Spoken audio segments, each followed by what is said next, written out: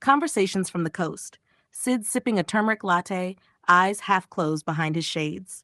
Eclectic Scout's mid-sentence animated, hands painting the air as he talks about his grow.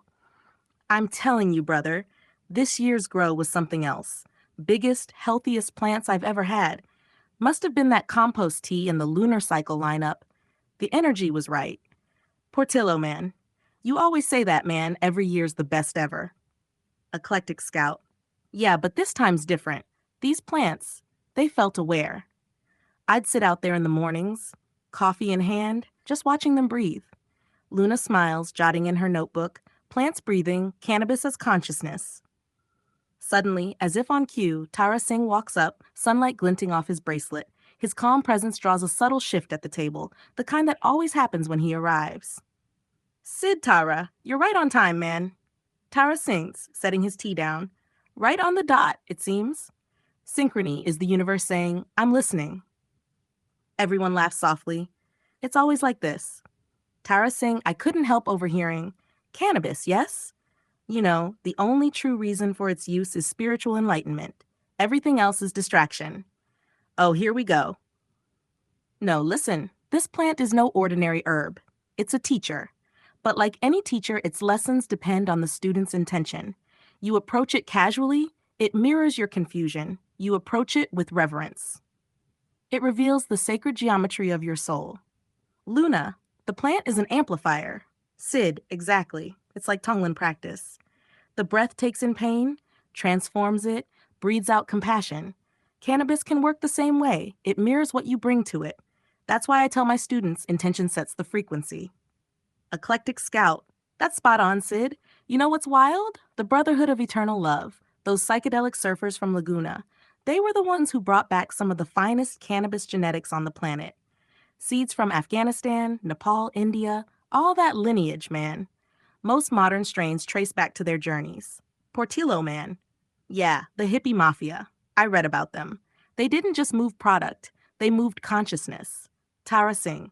And yet, even they understood, it's not the smoke, it's the spirit. Luna, reading from her notes aloud, what if cannabis wasn't meant to help us forget, but to help us remember who we truly are? The group falls silent for a moment. A breeze passes, carrying the smell of roasted beans and eucalyptus. Sid, I'm heading up to the land of the medicine Buddha this weekend. They're teaching on Tonglen practice, breathing in the suffering of others, breathing out peace. Maybe the plant can be seen as a symbol for that.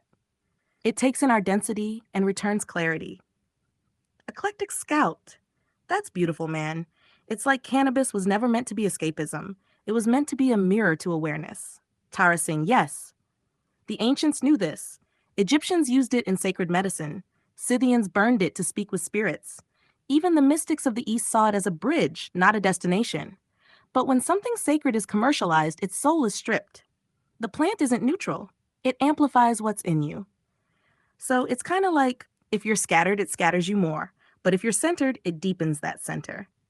Exactly. The plant is an amplifier of vibration.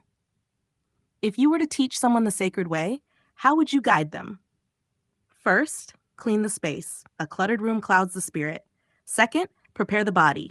Hydrate, breathe, stretch. Third, speak your intention aloud. Something like, I open myself to the wisdom that serves my highest good. Then consume consciously, just enough to quiet the noise. Finally, listen.